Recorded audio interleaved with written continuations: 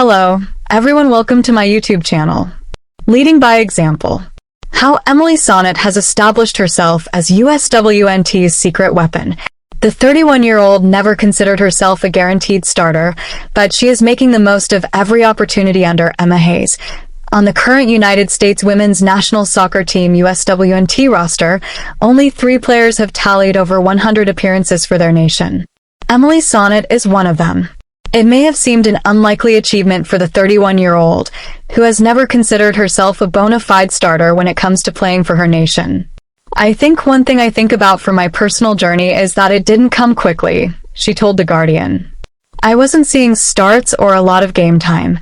I actually never thought I'd reach 100 caps for because I've never been a true starter for this team. Even with the arrival of a new manager mid-2024, there was a general feeling that her role under Emma Hayes would be a supporting one from the bench. The reality, however, has been quite the contrary. In the face of injury woes across central defenders, Hayes has called on the Centurion to fill in at the back. Before that, Sonnett had been deployed in midfield when in rotation. She is quickly but surely becoming a key player in this new U.S. era, with her versatility proving to be a secret and reliable weapon for the current coaching staff, Emily Sonnett. How versatility comes from work ethic. Fullback, defensive midfielder, and now center back. These are all positions occupied by Sonnett for the national team in the space of a year. Her versatility stems from her drive to represent the U.S. on the biggest stages, instilling the kind of work ethic that pushes her to succeed wherever she is called on. I think I'm versatile because every roster I really had to fight to be on, and that sometimes meant moving positions to make it and get to a tournament, the NJ or New York Gotham star said in an interview with Just Women's Sports. This team is so competitive in every position, especially squads like the Olympics that only have 18 spaces. You have to stay coachable, you have to learn. If that's what is going to get me on rosters, then that is what I have to do. That kind of approach wasn't born overnight. It has been tireless years of work and going the extra mile. Determined to become a consistent performer in any of the roles she was required to play, Sonnett went as far as working with an analyst to identify any areas of weakness.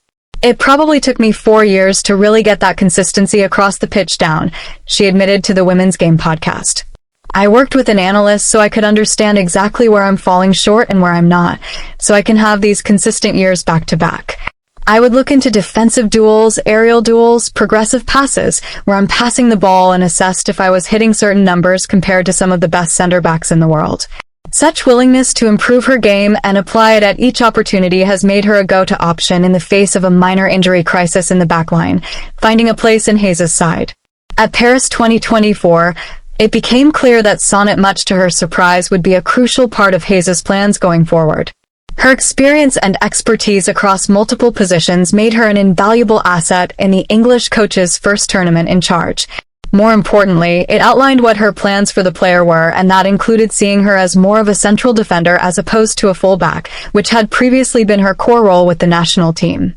In the 6 games it took for the U.S. to be crowned Olympic champions, Sonnett featured in each of them. Subbed on 4 times and a starter for 2, including the 1-0 quarter-final victory over Japan.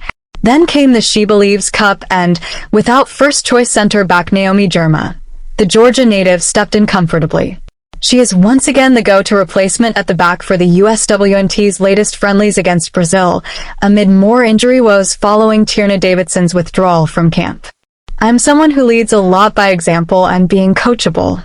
I want to be a constant reminder for everyone that we have to be working hard, but also applying what we're learning, she told ESPN. What I really appreciate about Emma and her staff is that they're always forward-thinking, always layering in. I think the Olympics are the tip of the iceberg for how much they can teach in a short amount of time. Please subscribe the channel, share this with a friend, thank you.